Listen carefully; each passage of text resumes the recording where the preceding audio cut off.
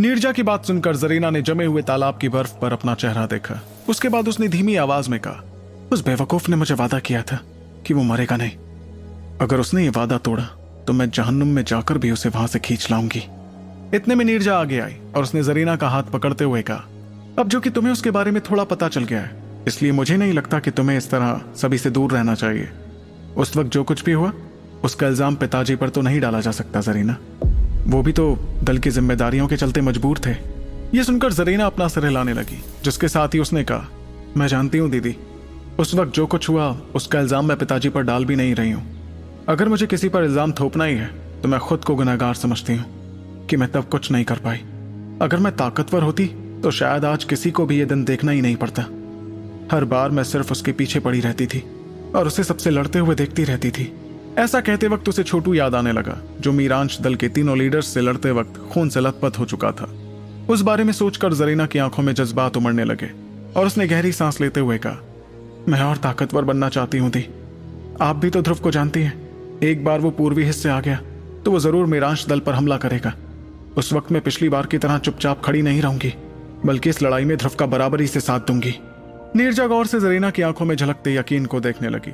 कुछ पलों बाद उसने आ भरते हुए जरीना के माथे पर बने निशान को सहलाना शुरू कर दिया। नीरजा के चेहरे पर हल्की परेशानी थी, क्योंकि उसने अपनी छोटी बहन को चुलबुली लड़की की तरह इतना बड़ा होते देखा था। तब नीरजा ने जरीना को समझाने की कोशिश की, देखो मैं जानती हूं कि तुम्हारी शक्तियां लगातार बढ़ती जा रही हैं, लेकिन तुम्हें भी समझना चाहिए कि अगर तुम बहुत ज्यादा ताकतवर हो गई तो तुम पूरी तरह से बदल जाओगी। मुझे नहीं लगता कि ध्रुव को तुम्हारा पूरी तरह से बदल जाना पसंद आएगा। ये सुनते वक्त जरीना के चेहरे की मुस्कुराहट धीरे धीरे कमजोर पड़ने लगी। उसने हल्की मजबूरी में कहीं और देखना शुरू किया। दरअसल जरीना ने नीरजा को नहीं बताया था कि वो जैसे जैसे ताकतवर होती गई वैसे वैसे उसके जहन में बहुत सी यादें भरती गई, पर वो इतना जरूर जानती थी कि ये यादें उसकी नहीं बल्कि किसी और की ही थी।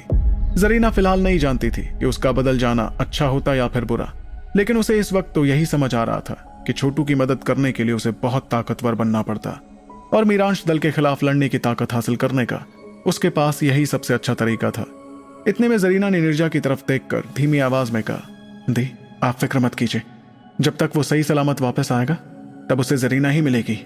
नीरजा गौर से जरीना को देखती गई, जिसके बाद उसने उसे गले से लगा लिया। उसकी छोटी बहन अब वाकई बहुत बड़ी हो गई थी, जिसके बदले रूप को देखकर अंदर ही अंदर नीरजा को बुरा भी लगता था। वहीं अपनी बहन के गले लगते वक्त जरीना की आंखों में एक दुबले लड़के की झलक दिखने लगी, जिसके बारे में सोचकर वो मुस्कुराने लगी। अगर तुम वापस आए तो मैं तुम्हारे साथ खड़ी होकर हर उस मुश्किल का सामना करूंगी जो तुम्हें खत्म करना चाहेगी, और अगर तुम नहीं आए तो मैं तुम्हारे बदले मीरांश दल को खत्म करके रहूंगी, फिर चाहे मुझे ऐसा करने के लिए खून के समंदर में ही क्यों ना उतरना पड़े। मेरा दिल ऐसा करने में बिल्कुल भी नहीं झिझकेगा।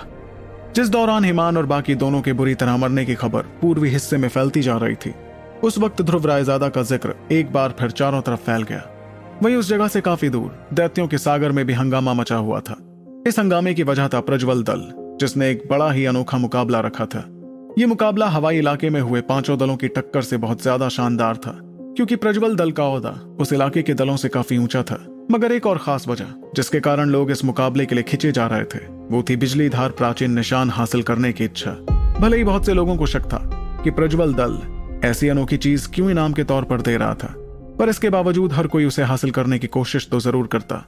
इधर दैत्यों के सागर में किसी जगह पर एक बड़ी सी वेल तैरती हुई नजर आ रही थी, जिस पर बैठी इकरा ने आसपास देखकर कहा, ध्रुव भैया, प्रज्वल दल का ये मुकाबला तो काफी बड़ा होने वाला है।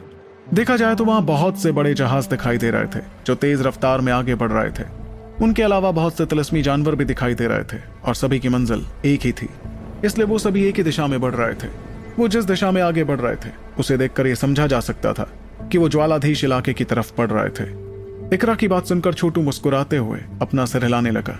इतने में इकरा ने छोटू की मुस्कुराहट देखकर उससे सवाल किया, अच्छा एक बात बताओ ध्रुव भैया, क्या तुम भी प्रज्वल दल के इस मुकाबले में हिस्सा लेने वाले हो? मेरे ख्याल से तुम्हारी शक्तियां जितनी बढ़ गई हैं, उस हिसाब से तो तुम्हारा नतीजा काफी अच्छा होगा। इस पर छोटू ने बड़े ही अलसाए अंदाज में कहा, पहले तो हम हालात देखते हैं, उसके बाद कुछ फैसला लेंगे। सच कहूं तो मुझे ये मुकाबला जीतने में कोई दिलचस्पी नहीं है, लेकिन उस जगह पर एक ऐसी चीज है जो मेरी है, इसलिए मुझे वहां जाकर उसे वापस लेना ही होगा। मेलुहा ने बिजली की दुनिया से बिजली धार प्राचीन निशान का एक हिस्सा ले लिया था, जो छोटू को वापस हासिल करना था। भले ही उस हिस्से के बिना बिजली धार प्राचीन निशान को बहुत ज्यादा नुकसान नहीं पहुंच रहा था, मगर वो अभी भी अधूरा तो था ही। ये बात छोटू ने तब महसूस की जब वो उसे काबू करने की कोशिश में लगा था। तभी इकरा ने अपने पास से एक सुनहरा कागज बाहर निकाला जिस पर अचानक लफ्ज दिखाई देने लगे। इन चमकते हुए लफ्जों को पढ़कर उसने छोटू से कहा, ध्रुव भैया, यह है पूरे दैत्यों के सागर की नई पीढ़ी के सबसे ताकतवर योद्धाओं की फहरिस्त। इसके हिसाब से आप नई पीढ़ी के 9वें सबसे ताकतवर योद्धा हो। इसे तैयार करने वाला एक बड़ा ही खास दल है जिसका नाम है नसीबन दल, और इस फहरिस्त की अहमियत पूरे दैत्यों के सागर में काफी ज्यादा है। छोटू ने इकरा के हाथों से वो फहरिस्त हासिल की और वो मुस्कुराते हुए उसे देखने लगा। उस सुनहरे कागज को छूते ही छोटू को समझ आ गया कि वो भी एक आत्माई खजाना था। इतने में छोटू ने अपने नाम को पढ़ना शुरू किया। 9वां सबसे ताकतवर नई पीढ़ी का योद्धा ध्रुव रायजादा, ताकत चरम का परम जीव, शुरुआती दैव तांत्रिक, पूर्वी हिस्से के यावर दल का मेंबर, हाल ही में तूफानी बिजली इलाके में 5 महाप्राणों को खत्म करने में कामयाब रहा, वो भी अकेले। हमारी इस फहरिस्त पर यह 9वां इसलिए है क्योंकि कोई भी इसकी असली ताकत को पूरी तरह नहीं जानता। ये पढ़ते वक्त छोटू ने हल्की हैरानी के साथ कहा, वाकई ये नसीबन दल तो काफी पहुंची हुई चीज है। दैत्यों के सागर में कहां पर क्या हो रहा है, इससे इसकी अच्छी खासी खबर है। न सिर्फ इन्हें यह पता है कि मैंने पिछले कुछ दिनों में क्या किया, बल्कि मैं पूर्वी हिस्से के किस दल से आया हूं यह भी इन्हें पता चल गया। उसके बाद छोटू अपने से ऊपर लिखे नामों को देखने लगा। वैसे तो वो बड़ा शांत रहता था, लेकिन उसे ये जानने में काफी दिलचस्पी थी कि आखिर उससे पहले लिखे नाम कितने ताकतवर थे। तभी छोटू ने उनके बारे में पढ़ना शुरू किया। इस फहरिस्त में लिखा 8वां नाम है उड़ती मछली दल का लमेला, शुरुआती महाप्राण जो बड़ा ही बेरहम माना जाता है। उसने अपने बराबर ताकतवर 2 योद्धाओं को एक ही मुकाबले में खत्म कर दिया था। 5वां नाम अंधेरा दरिया दल का ताबीश, एक महारथी दैव तांत्रिक। ताबीश एक बार एक महारथी महाप्राण से लड़ा था और लाजवाब अपनी अंदरूनी शक्तियों की मदद से बिना किसी जख्म के बचकर निकल आया। फहरिस्त पर 3रा नाम है हाजरा पहाड़ी दल के पहाड़ी राजकुमार का।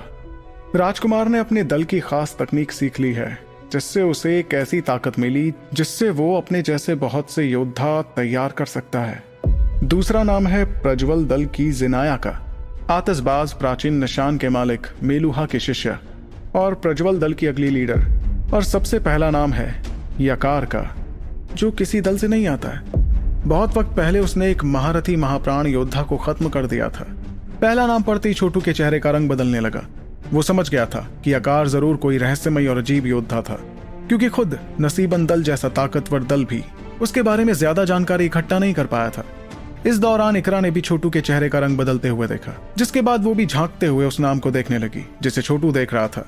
फिर यकार का नाम पढ़कर इकरा ने छोटू को बताया, ये भी आप जैसा ही है ध्रुव भैया। कोई नहीं जानता था कि आखिर ये कहां से आया और कब आया। ये पहली बार इस इलाके में साल भर पहले आया था, फिर उसने अचानक एक दिन एक ताकतवर महारथी महाप्राण को खत्म कर दिया, जिसके बाद पूरे दैत्यों के सागर में हंगामा मच गया। उसके बाद से वो लोग यकार के बारे में और भी जानकारी इकट्ठा करने लगे। सुनने में आया था कि एक दफा उसका मुकाबला जिनाया और पहाड़ी राजकुमार से भी हुआ था, लेकिन उसके सामने उनके हाल ज्यादा अच्छे नहीं थे, इसलिए सबसे ताकतवर नई पीढ़ी का योद्धा उसे ही माना जाता है। सोच तो मैं ये रही हूँ कि क्या होगा जब आपका इस यकार से मुकाबला होगा। इस पर छोटू ने मजबूरी में अपना सिर हिलाते हुए कहा, बेहतर ये होगा कि मेरा मुकाबला ऐसे खतरनाक और ताकतवर योद्धा से ना हो। अगर उसने साल भर पहले किसी महारथी महाप्राण को खत्म किया था, इसका मतलब अभी तो वो बहुत ही ज्यादा ताकतवर हो गया होगा। छोटू को दैत्यों के सागर में आए साल भर हुआ था और तब उसने परमजीव रैंक हासिल किया ही था, लेकिन उस वक्त यकार तो महारथी महाप्राण को खत्म कर रहा था, इसलिए उसकी काबिलियत और ताकत के बारे में सोच कर तो छोटू के भी रोंगटे खड़े हो गए। छोटू जानता था कि अगर यकार उस मुकाबले में हिस्सा लेता तो उससे प्राचीन निशान का आखिरी टुकड़ा जीतना बहुत मुश्किल होने वाला था। तभी छोटू ने वो कागज इकरा को पकड़ाते हुए कहा, चलो इकरा, अपनी रफ्तार बढ़ाते हैं, हमें जल्द से जल्द ज्वालाधीश इलाके में पहुंचना होगा। वक्त देखकर तो लगता है कि वो बिजलीधार मुकाबला कुछ ही दिनों में शुरू होने वाला होगा। भले ही बाकी लोगों को पता नहीं था कि प्रज्वल दल क्यों बिजलीधार मुकाबला कर रहा था, लेकिन छोटू तो इस बारे में अच्छी तरह से जानता था। दरअसल मेलुहा बिजलीधार प्राचीन निशान का झांसा देकर छुपे हुए अंधेरे के गुलामों को बाहर लाना चाहता था। यह कदम वाकई बहुत मुश्किल और खतरनाक था, इसलिए छोटू बस सोच ही सकता था कि आने वाले वक्त में ज्वालाधीश इलाके में कैसा हंगामा मचता। भले ही आज की दुनिया के लोगों को अंधेरे के गुलामों के बारे में नहीं पता था, मगर जो कोई भी उनके बारे में जानता था उसे पता था कि वो कितने ज्यादा खतरनाक होते थे। और सबसे ज्यादा डराने वाली बात तो ये थी कि इन अंधेरे के गुलामों का मकसद था अपने राजा को आजाद कर पूरे ब्रह्मांड को खत्म कर देना। मेलुहा की ये तरकीब काम करती या नहीं, इस बारे में छोटू अभी तो कुछ कह नहीं सकता था। भले ही मेलुहा ने अपनी मदद के लिए बहुत से ताकतवर योद्धा इकट्ठा कर लिए थे, लेकिन अगर बेहद ताकतवर अंधेरे के गुलाम वहां आ जाते तो पता नहीं क्या होता। फिर छोटू ने इस बारे में सोचना छोड़ दिया, क्योंकि वो जानता था कि वो तो इस मामले में कुछ नहीं कर सकता था। पर वो खुद भी प्राचीन निशान का मालिक था, इसलिए वो अपने आप को इस मसले से दूर नहीं रख सकता था। छोटू ने गहरी सांस ली और अपनी नजर समंदर के किनारे की तरफ की। उस जगह पर तूफान के बादल इकट्ठा होने लगे थे, जिससे साफ हो गया था कि फिलहाल फैली शांति तूफान के पहले की शांति थी। ज्वालाधीश इलाका दैत्यों के सागर का एक बहुत ही बड़ा इलाका था। इस इलाके में बहुत से दल नहीं थे, क्योंकि इस जगह पर सिर्फ एक ही दल का राज था, जिसका नाम था प्रज्वल दल। इस वक्त उस इलाके में बहुत से योद्धा इकट्ठा हो रहे थे। चाहे इन योद्धाओं के दिल में उस बड़े से इलाके को देखकर वहां जगह बनाने की इच्छा मौजूद थी, लेकिन मेलुहा की वजह से कोई भी आगे नहीं बढ़ पा रहा था। आखिर मेलुहा न सिर्फ इंद्रजीत रैंक का योद्धा था, बल्कि उसके पास आतिशबाज प्राचीन निशान भी था। जब तक छोटू और इकरा उस इलाके में पहुंचे, तब तक 5 दिन गुजर गए थे। उस बड़े से वेल पर खड़े होकर छोटू अपने सामने दिखती जगह को देखने लगा, जो लाल रंग की थी। इस लाल रंग की जगह को देखकर छोटू के चेहरे पर काफी हैरानी नजर आने लगी। इतना ही नहीं, बल्कि उस इलाके में घुसते ही छोटू को महसूस होने लगा कि समंदर के नीचे एक अजीब सी गर्माहट पनपने लगी थी, जिस वजह से उसे काफी पसीना भी आने लगा था। उसके पसीने को देखकर इकरा ने उसे समझाया, ध्रुव भैया, आपको शायद पता नहीं होगा, लेकिन इस ज्वालाधीश इलाके के नीचे बहुत से ज्वालामुखी मौजूद हैं। ऊपर से ये जगह शांत दिखती है, इसका मतलब ये नहीं कि ये शांत है। समंदर की गहराई पर तो चारों तरफ लावा के विस्फोट होते रहते हैं। ऐसे लावा के सामने तो कोई महाप्राण तक जख्मी हो जाएगा। अब आप पूछोगे कि मुझे ये सब कैसे पता? अरे भाई, हम अमर संत मछली टोली वाले हैं। समंदर की गहराई में छुपे राज हमें नहीं पता होंगे तो किसे पता होंगे? ये सुनकर छोटू ने अपना सिर हिलाया और मुस्कुराते हुए कहा, ठीक है इकरा, समझ गया। अब चलो, हमें जल्द से जल्द इस इलाके के बीचों बीच बने शहर पहुंचना होगा।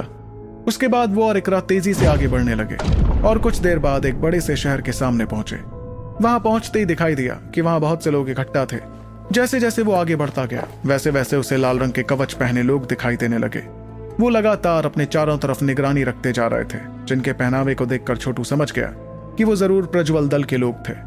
इस वक्त इकरा और छोटू जिस जगह पर जा रहे थे, वो जगह थी प्रज्वल दल का गढ़, जहां बिजलीधार मुकाबला रखा गया था। दोनों को वहां पहुंचते पहुंचते शाम हो गई थी। वहां पहुंचकर छोटू को इतने सारे लोग दिखे, जिन्हें देखकर वो काफी हैरान हो गया।